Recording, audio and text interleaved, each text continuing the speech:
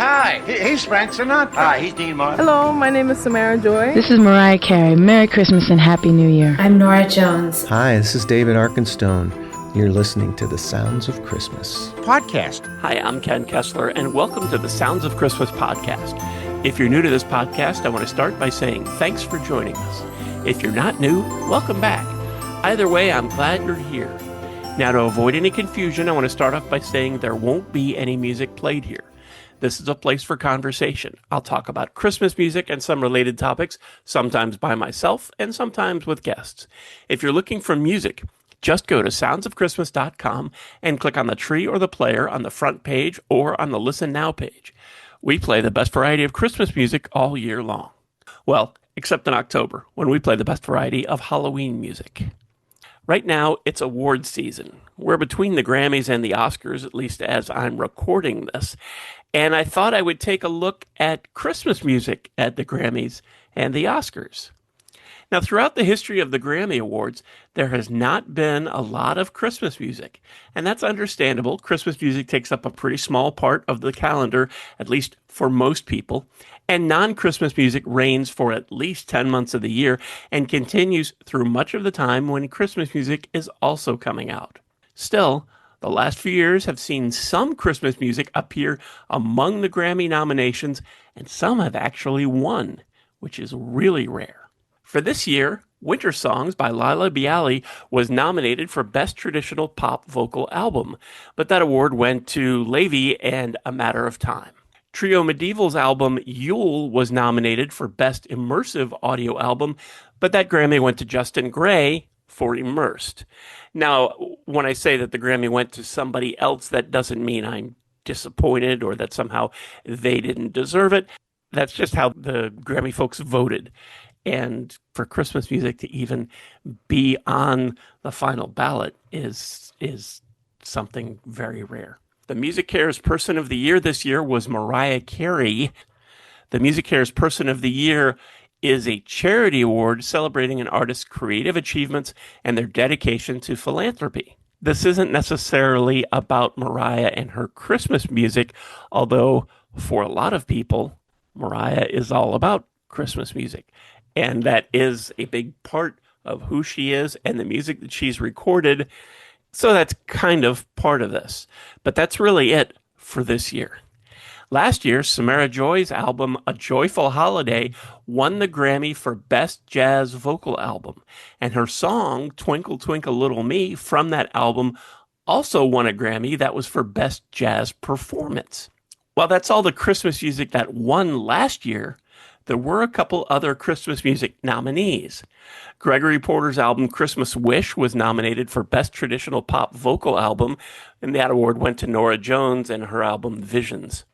Sage's version of Silent Night was nominated for Best Arrangement, Instrumental, or A Cappella, and that Grammy went to Jacob Collier, John Legend, and Tori Kelly for their collaboration on Bridge Over Troubled Water. The year before, Pentatonic's Holidays Around the World was nominated for Best Traditional Pop Vocal Album, and Just Six was nominated for Best Arrangement, Instrumental, or A Cappella with their version of Angels We Have Heard on High. Year before that, 3 of the 5 nominees for Best Traditional Pop Vocal Album were Christmas albums.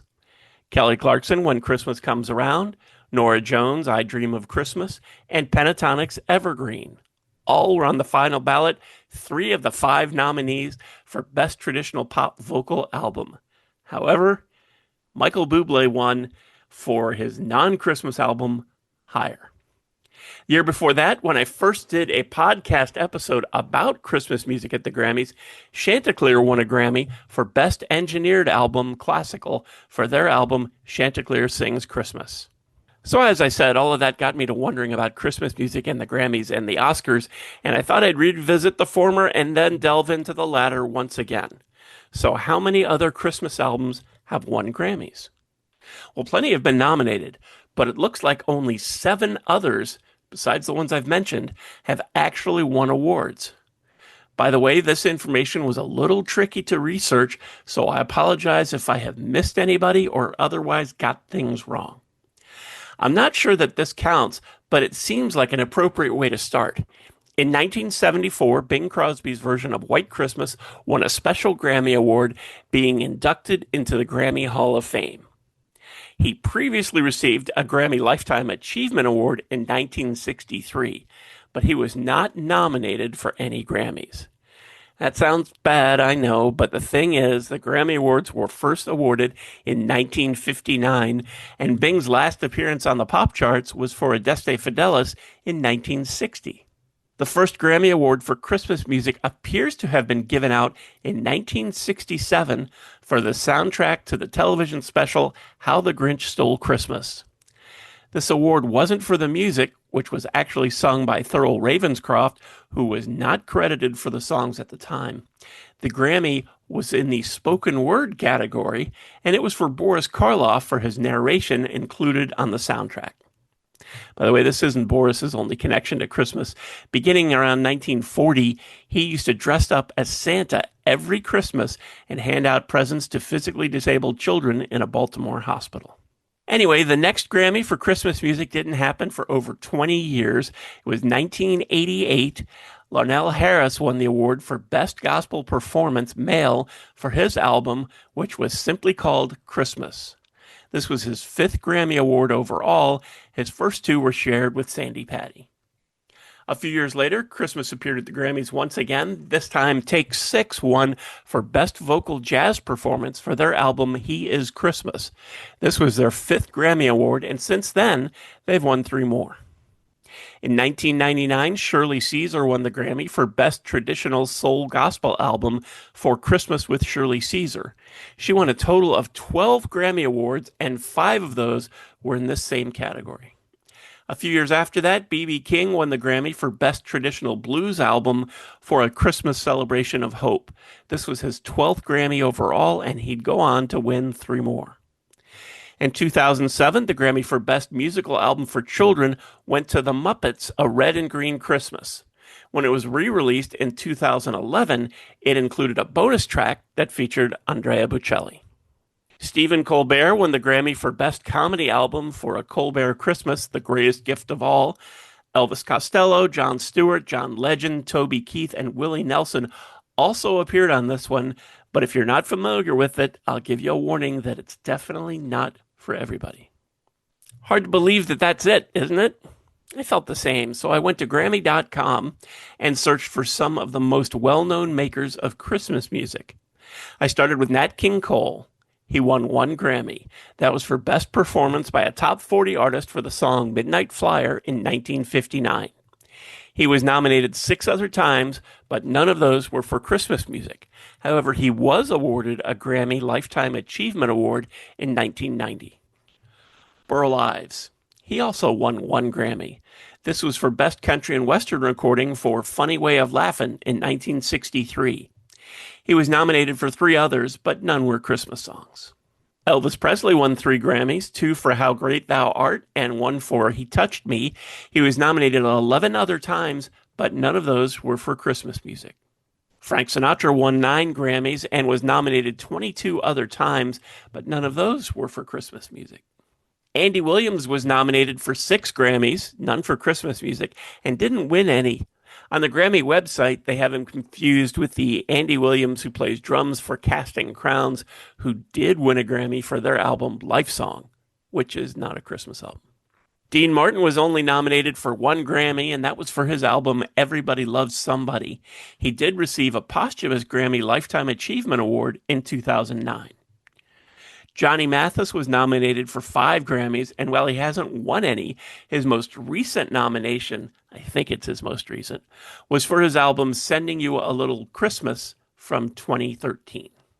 Percy Faith won 2 Grammys and was nominated 5 other times, but none for Christmas music. Ray Conniff won 1 and had 2 other nominations, but none for Christmas music. Perry Como had 1 win and 3 other nominations, but none for Christmas music. Tony Bennett has won 19 Grammys and been nominated 22 other times. His album A Swingin' Christmas with the Count Basie Big Band was nominated in 2008. At this point, I started wondering if I was looking for artists whose work was too old, so I tried more recent artists. Chip Davis and Mannheim Steamroller have been nominated for 5 Grammys and won 1. Still Knocked from their first Christmas album was nominated, and that's the only Christmas music from Mannheim Steamroller that has been nominated. They did win a Grammy for their New Age album Fresh Air 7 in 1992. While they've sold millions of records, Trans-Siberian Orchestra has not been nominated for a Grammy Award.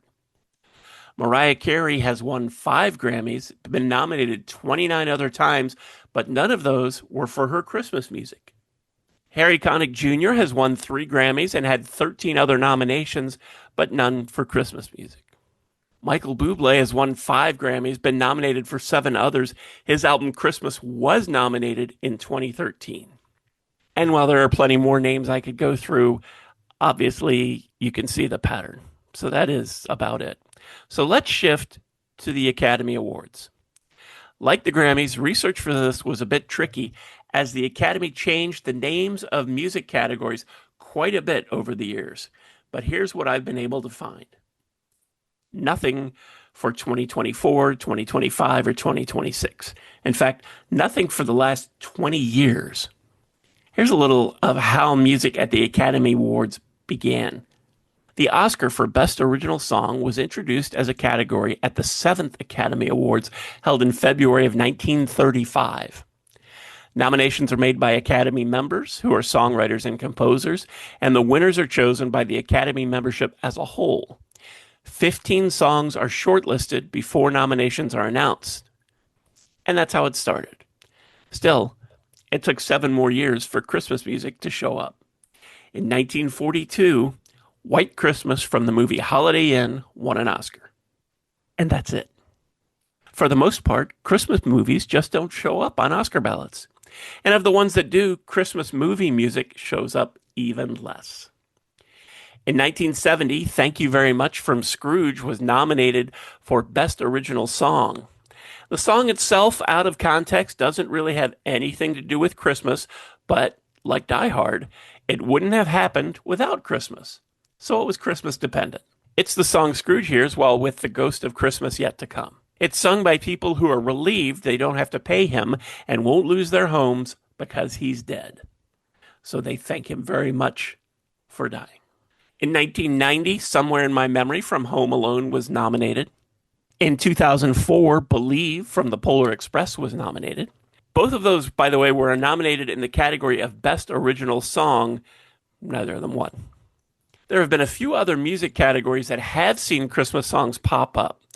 Holiday Inn was also nominated for Best Original Score.